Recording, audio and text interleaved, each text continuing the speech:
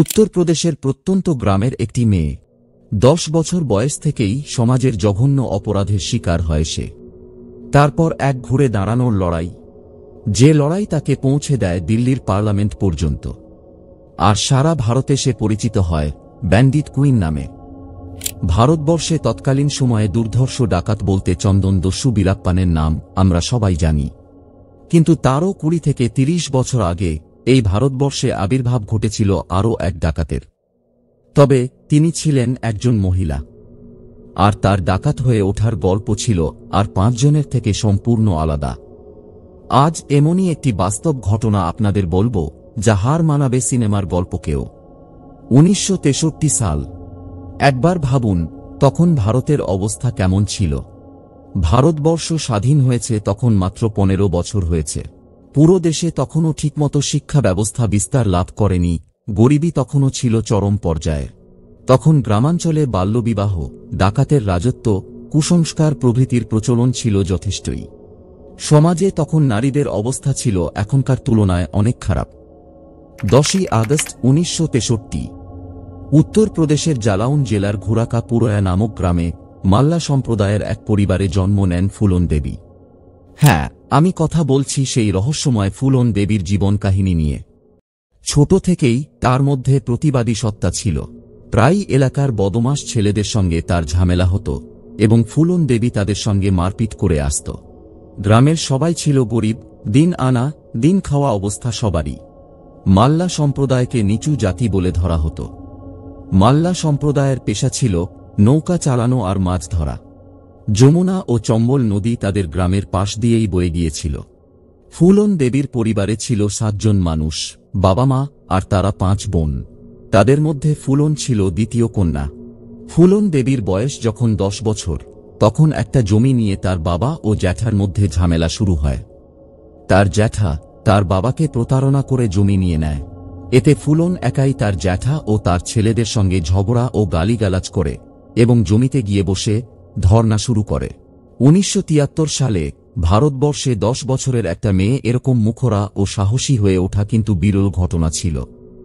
তার এরকম প্রতিবাদী স্বভাবের জন্য তার বাবার সঙ্গে তার সম্পর্ক খুব একটা ভালো ছিল না। ফুলনের বয়স যখন 12 বছর, তখন তার বাবা বিয়ে ঠিক করে 38 বছরের পুত্তিলালের সঙ্গে। তখন গ্রামে বাল্য বিবাহের প্রচলন ছিল। সেই সময় ফুলন শারীরিক ও মানসিক কোনো দিক দিয়েই বিয়ের জন্য প্রস্তুত ছিল না। একরকম জোর করে তাকে বিয়ে দেওয়া হয়। 12 বছরের একটা মেয়ে বিয়ের জন্য তৈরি নয়, আর 38 বছরের একটা পুরুষ, সে তার চাহিদা মেটানোর জন্য জোর করে ফুলনকে। ফলে এটা এক পুত্তিলালকে সে ভয় করত, আর তার সঙ্গে কাটানো এই সময়ে ফুলন দেবীর মানসিক অবস্থায় গভীর প্রভাব পড়ে। সে তার শ্বশুর বাড়ি থেকে পালাতে চাইত। ফুলন দেবী বেশ কয়েকবার পালিয়ে যায় তার বাড়িতে, কিন্তু তার বাবা আবার তাকে পুত্তিলালের বাড়িতে পাঠিয়ে দেয়। তারপর একদিন ফুলন দেবী যৌন ও শারীরিক অত্যাচারে অতিষ্ঠ হয়ে তার স্বামীর কার্যকলাপের প্রতিবাদ জানিয়ে স্থায়ীভাবে তার বাবার বাড়িতে চলে আসে। এখনও ভারতীয় সমাজে স্বামীর ঘর থেকে চলে আসা মহিলাদের খারাপ চোখে দেখা হয়। তাহলে একবার ভেবে দেখুন, ফুলনের বয়স তখন 14 বছর। 1977 সাল। সেই সময় প্রত্যন্ত গ্রামের একটা মেয়েকে কতটা সামাজিক লাঞ্ছনা সহ্য করতে হয়েছে।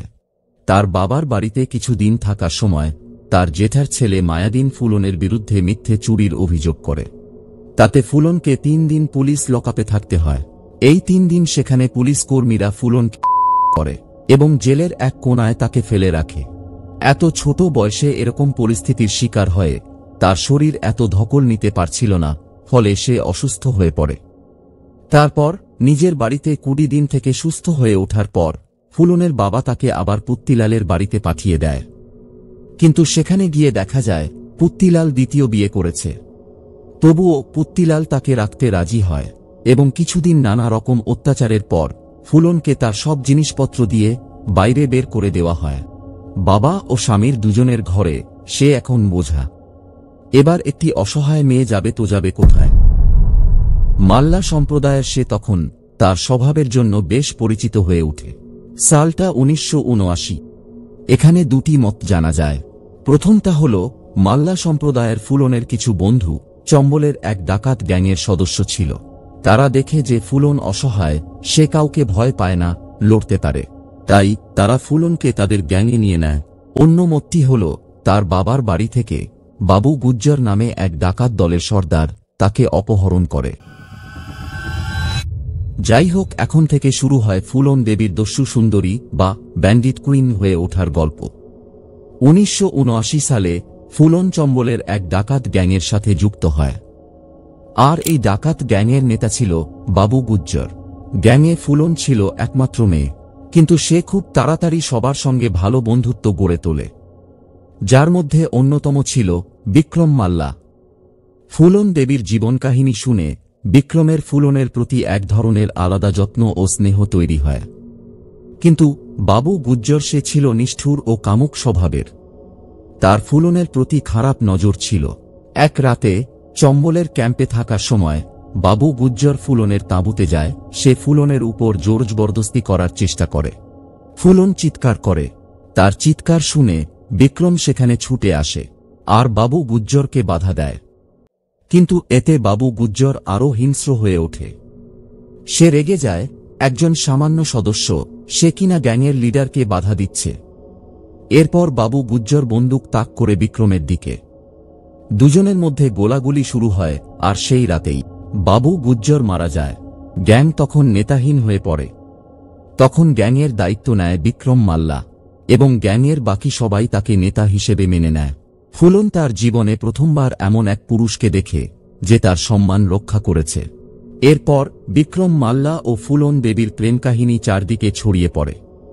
কিন্তু বিক্রম মাল্লা বিবাহিত ছিল। ফুলন দেবী বিক্রমের কাছ থেকে অস্ত্র চালানো শেখে। তারপর উত্তরপ্রদেশ, মধ্যপ্রদেশের বিভিন্ন উচ্চবর্ণের লোকেদের লুণ্ঠন, অপহরণ ও রেল ডাকাতি ইত্যাদি অভিযান চালায়। এরপর একদিন ফুলন দেবী ও বিক্রম মাল্লা দলবল নিয়ে ফুলনের প্রথম স্বামী পুত্তিলালের গ্রামে যায়। ফুলন পুত্তিলালকে ঘর থেকে টেনে বের করে গ্রামের মাঝখানে নিয়ে আসে। তারপর সেখানেই তাকে নির্মমভাবে মারধর করে, প্রায় মরার মতো অবস্থায় ফেলে রেখে চলে যায়। আর যাওয়ার আগে গ্রামের উপস্থিত সকল পুরুষকে সাবধান করে দিয়ে যায়, যদি গ্রামের কেউ কোনো অল্পবয়সী মেয়েকে বিয়ে করে বা অত্যাচার করে, তাহলে আমি তাকে গুলি করে দেব। এই ঘটনা ফুলন দেবীকে জনপ্রিয় করে তোলে। মানুষের মধ্যে ফুলন দেবীর চর্চা শুরু হয়ে যায়। ডাকাত হওয়া সত্ত্বেও তাকে এক অন্য নজরে দেখা হতো। মানুষ তাকে দস্যু সুন্দরী বা বিউটিফুল ব্যান্ডিট নামে ডাকতে শুরু করে। মেয়েরা ফুলনকে দুর্গার অবতার বলে মনে করত, আর মিডিয়া ফুলন দেবীকে ইন্ডিয়ান রবিনহুড হিসেবে রিপ্রেজেন্ট করত। প্রতিবার কোনো অভিযানের পর ফুলন দেবী দুর্গা দেবীর মন্দির দর্শন করতেন আর চম্বল উপত্যকায় নিজেকে আত্মগোপন করে রাখতেন। বিক্রম মাল্লার দলে শ্রীরাম ও লালা রাম নামে ঠাকুর সম্প্রদায়ের দুই ডাকাত ছিল। তারা একটা হত্যা মামলার কারণে জেলে ছিল। জেল থেকে মুক্তি পাওয়ার পর তারা দলে ফিরে আসে। কিন্তু ফিরে এসেই বাবু গুজ্জরের মৃত্যুর কথা শুনে স্বাভাবিকভাবেই তারা ক্ষুব্ধ হয়ে ওঠে আর বিক্রমকে উস্কানি দেওয়ার জন্য ফুলনকে দায়ী করে। তারপর দলের মধ্যে ক্ষোভ বাড়তে থাকে। বেশ কয়েকবার লালা ও শ্রীরামের সাথে ফুলনের তর্কাতর্কি ও হাতাহাতি হয়ে যায়। দলের মধ্যে উচ্চবর্ণ ও নিম্নবর্ণ ভেদাভেদ শুরু হয়। বিক্রম যেহেতু ফুলনের সাথেই থাকত, এতে বিক্রমকে অনেকে হিংসা করত। দলে মাল্লা সম্প্রদায়ের চেয়ে রাজপুত সম্প্রদায়ের সংখ্যা বাড়তে থাকে। বিক্রম মাল্লা সেখান থেকে ফুলন দেবীকে নিয়ে পালিয়ে যায়। কিন্তু কয়েক দিনের মধ্যে গ্যাংয়ের দুই পক্ষের মধ্যে লড়াইয়ে বিক্রম মাল্লাকে শ্রীরামের দল গুলি করে হত্যা করে। শ্রীরাম ও লালা ফুলনকে বেহেমাই গ্রামের একটা বাড়িতে নিয়ে যায়। গ্রামটা ছিল উচ্চবর্ণের ঠাকুরদের। সেখানে একটা ছোট্ট ঘরে ফুলনকে রাখা হয় এবং 3 সপ্তাহ ধরে শ্রীরাম ও লালারাম এবং গ্রামের ঠাকুর সম্প্রদায়ের অনেক লোক ফুলনকে একবার নয়, বারংবার ধর্ষণের সাথে চলতে থাকে শারীরিক নির্যাতন। নিবস্ত্র অবস্থায় ফুলনকে গোটা গ্রামে ঘোরানো হয়। 3 সপ্তাহ ধরে ফুলন দেবী নিখোঁজ ছিল। তার দলের লোকেরা তাকে খুঁজতে শুরু করে। মানসিং মাল্লা নামে একজন ব্যক্তি ফুলনকে সেখান থেকে উদ্ধার করে এবং সেখান থেকে পালিয়ে যায়। সেখানে মানসিং ও ফুলন দেবী আরও মাল্লা সম্প্রদায়ের মানুষকে একত্রিত করে একটা গ্যাং তৈরি করে। গ্যাং তৈরি হওয়ার পর ফুলনের টার্গেট ছিল শ্রীরাম ও লালারামকে খুঁজে বের করা। সেই গ্যাং রেপের 7 সপ্তাহ পর 1981 সালের 14 ফেব্রুয়ারি সন্ধ্যায় ফুলন দেবী বেহেমাই গ্রামে আসে পুলিশের পোশাক পরে। সেদিন বেহেমাই গ্রামে একটা বিয়ে অনুষ্ঠান চলছিল এবং খবর ছিল শ্রীরাম ও লালারাম তাদের দলবল নিয়ে সেই বিয়েতেই উপস্থিত আছে। ফুলন গ্রামবাসীদের বলে শ্রীরাম ও লালারামকে তার হাতে তুলে দিতে। গ্রামবাসীদের ভয় দেখাতে সে গ্রামে লুটপাট চালায়। ইতিমধ্যে শ্রীরাম ও লালারাম ভয়ে পালিয়ে যায়। শুধু দুজন ধরা পড়ে। এই গ্রামের প্রতি ফুলনের এতই রাগ ছিল যে ফুলন 22 জন ঠাকুরকে ধরে নিয়ে যায় গ্রামের বাইরে যমুনা নদীর পারে। তারপর তাদের হাঁটু গেড়ে বসায়। এরপর একে একে সবাইকে গুলি করে। সেই দিন শুধু 2 জন বেঁচে ছিল, বাকি 20 জন মারা যায়। বেহেমাই হত্যাকাণ্ড সারা দেশে ক্ষোভের সৃষ্টি করে। বেহেমাই হত্যাকাণ্ডের জন্য উত্তরপ্রদেশের তৎকালীন মুখ্যমন্ত্রী ভিপি সিং পদত্যাগ করেন। সেই সময় ভারতের প্রধানমন্ত্রী ছিলেন ইন্দিরা গান্ধী। তিনি ফুলন দেবীকে গ্রেপ্তার করার জন্য সচেষ্ট হয়ে ওঠেন। দায়িত্ব দেওয়া হয় রাজেন্দ্র চতুর্বেদীকে। পুলিশের হামলায় ফুলনের অনেক লোক মারা যায়, কিন্তু ফুলনকে ধরা সম্ভব হয় না। পুলিশ ফুলনকে আত্মসমর্পণের জন্য চাপ দিতে থাকে। 1982 সালের ডিসেম্বরে রাজেন্দ্র চতুর্বেদী ফুলনের সাথে দেখা করতে চম্বলে যায়। ফুলনের সঙ্গে দেখা করার ঘটনাটি রাজেন্দ্র চতুর্বেদী একটি সাক্ষাৎকারে এইভাবে বর্ণনা করে। চতুর্বেদী বলেছিলেন, প্রায় 4 থেকে 5 ঘন্টা মোটরসাইকেলে বসে এবং আনুমানিক 6 কিলোমিটার ঘোরার পর ডিসেম্বরের 6 তারিখ ভোর রাতে ফুলন দেবীর সাথে আমার দেখা হয়। যাদের সাথে আমি উপত্যকার কাছে যাই তারা সেখানে আমাকে দাঁড় করিয়ে চলে যায় আর বলে রুমালের ইশারা পেলে এগিয়ে যেতে। কিছুক্ষণ পর ইশারা দেখে আমি এগিয়ে যাই, একটা টিলার পাশে গিয়ে দাঁড়াই। সেখানে একটা গাছের আড়াল থেকে লম্বা গড়নের একজন পুরুষ এগিয়ে আসে আমার দিকে। তিনি নিজেকে মান সিং বলে পরিচয় দেন। মান সিং আমাকে এগিয়ে যেতে ইশারা করতেই দেখতে পাই একটি বাতির পিছন থেকে নীল বেলবটম ও নীল কুর্তা পরা একজন নারী আমার দিকে এগিয়ে আসছে।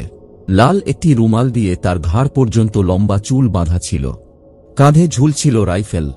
সারা বিশ্বে দস্যু সুন্দরী নামে খ্যাত ফুলন দেবী আমার সামনে এসে 501 টাকা আমার পায়ের সামনে রাখলেন। ফুলন দেবী আত্মসমর্পণ করার সিদ্ধান্ত নেন।